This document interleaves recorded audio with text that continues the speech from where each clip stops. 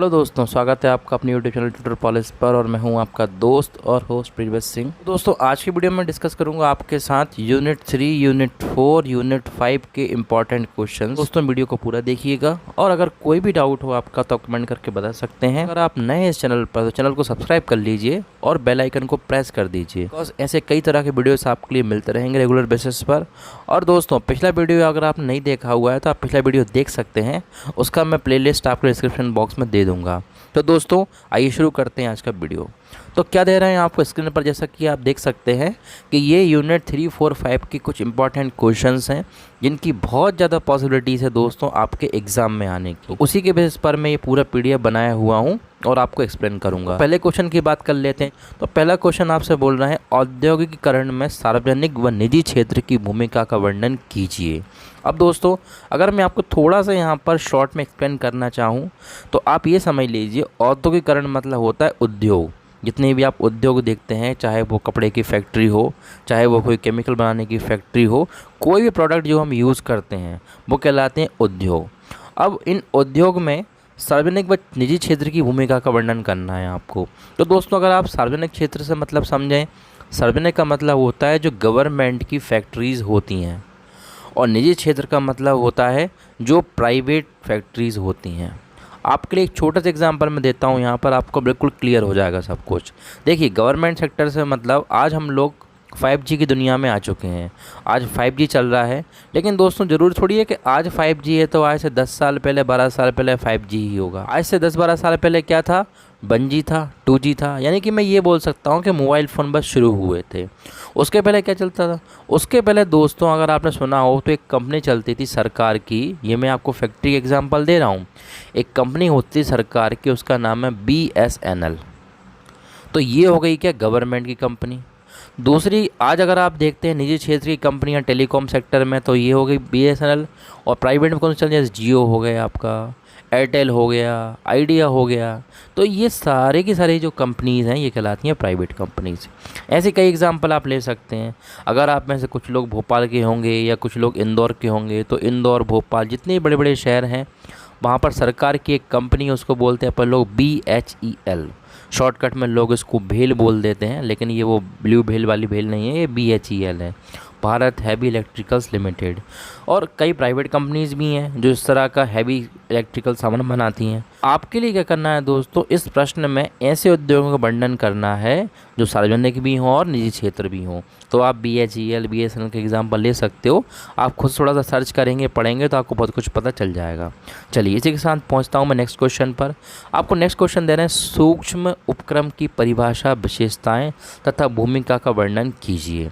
अब दोस्तों, ये बहुत अच्छा इंपॉर्टेंट क्वेश्चन आपके लिए हो सकता है आपके एग्जाम्स के लिए। सूक्ष्म उपक्रम, अगर आपने एक वर्ड का नाम सुना हो तो बहुत अच्छी बात है, दैट इज़ MSME, यानी कि micro, small scale, medium scale enterprises, इसको फुल फॉर्म होता है। और अगर मैं आपसे दोस्तों बात करूं तो 3 तरह के उद्यम होते हैं, मतलब 3 तरह की फैक्ट्रीज़ होती हैं। अभी मैं जो आपको फैक्ट्रीज़ का बता रहा था, इनको आप 3 भागों में बांट सकते हो सेकंड क्वेश्चन में। एक होते हैं आपके सूक्ष्म उद्योग, एक होते हैं आपके लघु उद्योग, और एक होते हैं आपके मध्यम उद्योग। तो होता क्या है दोस्तों कि ये जो लघु उद्योग होते हैं इनको कई लोग कुटीर उद्योग बोलते हैं, मतलब जो घर पे बिजनेस कर सकते हैं लोग, घर पे जो फैक्ट्री चलाते हैं। सूक्ष्म, मध्यम, तो इन सभी तरह के जो उपक्रम हैं, मतलब ये सभी तरह की जो फैक्ट्रीज़ हैं, इन सब का आपका वर्णन करना है। तो इनकी परिभाषा देना है, आपको उनकी विशेषताएं बताना है, इनकी भूमिका बताना है। अब लघु, सूक्ष्म, मध्यम के एग्जाम्पल हो सकता है, जैसे मान लो कोई लघु उद्योग है, तो वो कैसा है लघु उद्योग? जैसे कि कोई अगरबत्ती का काम करता है तो उसने क्या किया, घर पर ही अपने एक छोटा सा कारखाना जैसा बना लिया। मध्यम उद्योग मतलब जिसमें बड़े लेवल थोड़ा सा काम होता हो, जैसे ब्रेड वगैरह बनता हो, तो उसके लिए आपके लिए ज़्यादा लेबर चाहिए, उसमें आपके लिए बड़ी फैक्ट्री चाहिए। तो ऐसे कई तरह की चीज़ें हो सकती हैं। तो आई होप आपको समझ में आ रहा होगा। तो विशेषताएं बतानी है आपको, क्या विशेषताएं, और भूमिका बतानी, क्या भूमिका है हमारे देश की अर्थव्यवस्था में इन उपक्रम की। इसी के साथ चलते हैं थर्ड क्वेश्चन पर। थर्ड क्वेश्चन आपसे कह रहा है दोस्तों, startup India, make in India तथा आत्मनिर्भर भारत योजनाएं क्या हैं। यानी कि आपके लिए मोदी जी के द्वारा चलाई गई जो योजना है, startup India, make in India और आत्मनिर्भर भारत, इन तीनों योजनाओं के बारे में डिटेल में लिखना है। ये क्वेश्चन आपके लिए ज़रूर आ सकता है, बिकॉज अभी आप देख रहे हैं 2019 में ही परीक्षा हुई थी आपकी, 2020 ऐसे ही टाइम चला गया, 2021 में ही परीक्षाएं बहुत अच्छे से हो नहीं पाई। तो हो सकता है कि ये योजनाओं संबंधित क्वेश्चन वो आपसे पूछ लें। तो इसके लिए आप तैयार करके जाइएगा। स्टार्टअप इंडिया क्या है, मेक इन क्या है और आत्मनिर्भर भारत क्या है। फोर्थ क्वेश्चन की बात करता हूँ मैं आपसे। फोर्थ क्वेश्चन आपको दे रहे हैं दोस्तों, लघु एवं कुटीर उद्योग की समस्याएं एवं समाधान के बारे में बताइए। लघु उद्योग और कुटीर उद्योग, यानी कि कुटीर उद्योग मतलब जो घर पर चलाए जाते हैं, लघु उद्योग मतलब जिनकी थोड़ी सी फैक्ट्री वगैरह चाहिए। तो इन उद्योगों की समस्या क्या है और इनका समाधान आप कैसे निकाल सकते हैं, तो इसके बारे में आपको थोड़ा सा देखना है, पढ़ के जाना। ये क्वेश्चन भी अच्छा क्वेश्चन है। पांचवा क्वेश्चन दोस्तों, ये क्वेश्चन तो मतलब आप ये समझ लो कि इसके बिना तो देश की अर्थव्यवस्था चल ही नहीं सकती। अगर मैं ऐसा बोलूँ आपसे कि आज के समय में, एक शब्द सुना होगा इंग्लिश में, ग्लोबलाइजेशन, इसको हम हिंदी में बोलते हैं भूमंडलीकरण। तो आज का जो ग्लोबलाइजेशन है, आज का जो भूमंडलीकरण है, उसके पीछे कारण ही है प्रत्यक्ष विदेशी निवेश। इसको अपन लोग शॉर्टकट में बोलते हैं इंग्लिश में FDI, यानी कि फॉरेन डायरेक्ट इन्वेस्टमेंट। क्या है दोस्तों, ये आपके लिए इसके बारे में लिखना है। अगर मैं थोड़ा सा आपके लिए बताना चाहूँ यहाँ पर, तो मैं आपको यही कहूँगा कि प्रत्यक्ष विदेशी निवेश से मतलब कि जो बाहर की बड़ी बड़ी कंपनीज़ हैं वो क्या करती हैं, हमारे देश में निवेश करती हैं। इससे क्या होता है, बाहर के लोगों का जो पैसा हमारे देश में खर्च होता है, इन्वेस्ट होता है और देश की प्रगति होती है। तो ये कंसेप्ट है अर्थव्यवस्था का, इसको आप पढ़ेंगे तो आपको और भी क्लियर हो जाएगा।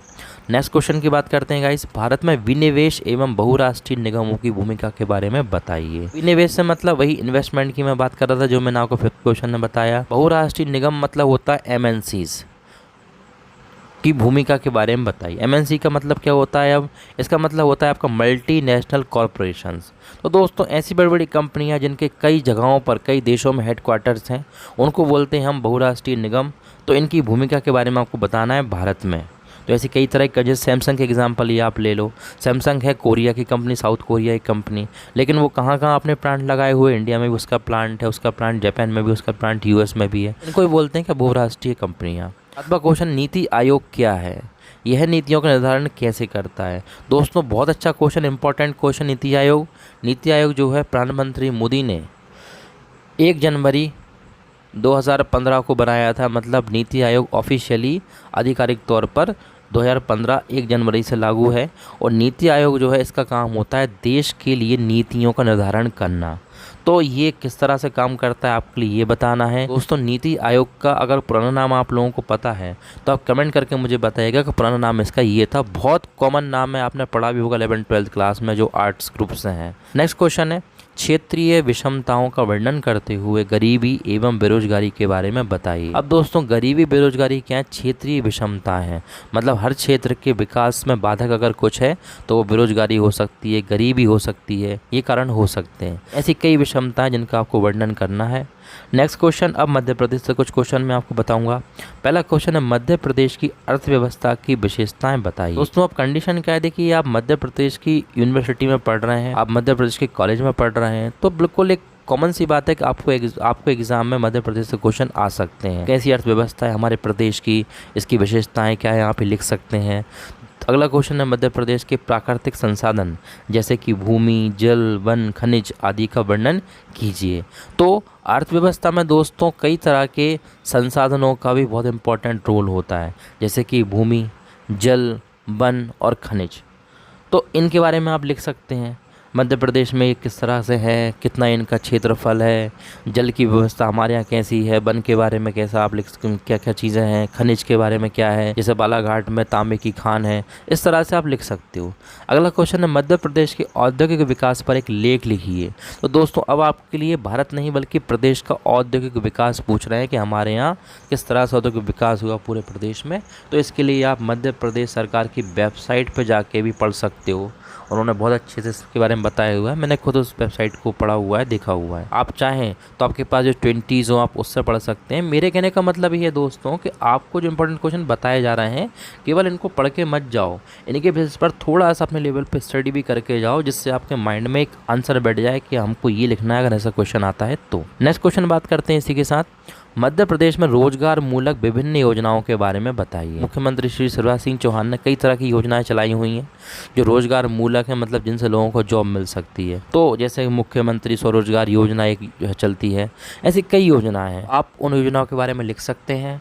डिटेल में आपको ये चीज़ें बतानी, हो सकता है क्वेश्चन आपके 9 मार्क्स में भी आ जाए। अगला क्वेश्चन है साथियों, मध्य प्रदेश का पर्यटन विकास किस प्रकार हुआ बताइए। तो पर्यटन विकास से मतलब आप लोग समझते ही होंगे, पर्यटन मतलब होता है देश में ऐसी जगह हैं जहां पर सरकार के द्वारा उन जगहों को प्रमोट किया जाता है। कई तरह के किले हो सकते हैं, इनमें कई तरह के महल हो सकते हैं, कई तरह के मंदिर हो सकते हैं। जैसे खजुराहो के टेम्पल से भी पर्यटन में ही आते हैं, सांची का जो स्तूप है ये भी पर्यटन में ही आता है।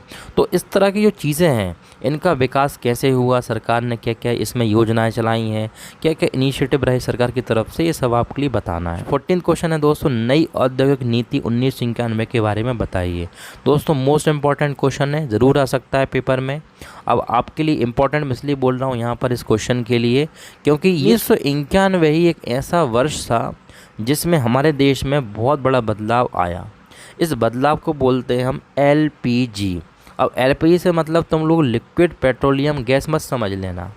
LPG से मतलब होता है लिबरलाइजेशन, प्राइवेटाइजेशन, ग्लोबलाइजेशन। यानी कि मैं ये बोल सकता हूँ कि 1991 में मनमोहन सिंह जो हमारे देश के प्रधानमंत्री भी रहे हैं और 1991 में वो हमारे देश के वित्त मंत्री थे। तो उन्होंने एक नई नीति अपनाई क्योंकि 1991 में देश की स्थिति बहुत ख़राब चल रही थी। हमारे जो गोल्ड रिजर्व हैं वो सब ख़त्म हो चुके थे, फॉरेन रिज़र्व हमारे पास कम था। कि इस योजना के थ्रू, इस नीति के थ्रू बहुत सारे उद्योग जो दूसरे देशों में काम करते थे उनको भारत में आमंत्रित किया गया, उनको भारत में बुलाया गया। तो यही है 1991 की नई औद्योगिक नीति। लेकिन दोस्तों मैंने आपको बहुत शॉर्ट में बताया हुआ है, आप खुद से इसको अच्छे से करके जाइएगा। बहुत इंपॉर्टेंट क्वेश्चन है 13 वाला, 14 वाला और 15 वाला भी। 15 वाला क्वेश्चन क्या कहता है आपसे, स्वतंत्रता प्राप्ति के पश्चात भारत का औद्योगिक विकास कैसे हुआ लिखिए। स्वतंत्रता प्राप्ति के पश्चात सबसे इम्पोर्टेंट टास्क था हमारे देश की सरकारों का, हमारे देश के लोगों के जो गरीबी थी उसको कम करना। और दोस्तों गरीबी कब कम होती है, गरीबी जब ही कम हो पाती है जब लोगों के पास कुछ ना कुछ रोज़गार हो। रोज़गार कैसे आता है, या तो आपके पास खुद का बिजनेस होना चाहिए, खेती होना चाहिए। और खेती नहीं है मतलब आप भूमिहीन कृषक हैं, आप भूमिहीन मजदूर हैं, आपके पास फिर क्या क्या चीज़ रहेगी, आपके पास बचेगा उद्योग। तो बहुत सारे उद्योग उस समय स्थापित किए गए, जैसे कि टाटा जो ग्रुप है उसने अपना उद्योग खोला, कहाँ पर, जमशेदपुर में। ऐसे कई तरह से आप लिख सकते हो। सरकार ने BHEL वगैरह ओपन किए उस टाइम पर। ऐसी कई चीज़ें मतलब सरकार ने ओपन की जिसके थ्रू लोगों को काम मिला और औद्योगिक विकास शुरू हुआ। तो दोस्तों ये था आज का वीडियो जिसमें मैंने आपके लिए इंपॉर्टेंट क्वेश्चंस बताए। इसी के साथ मिलता हूँ मैं आपसे नेक्स्ट वीडियो में। तब तक के लिए देखते रहिए हमारा चैनल। जय हिंद, वंदे मातरम।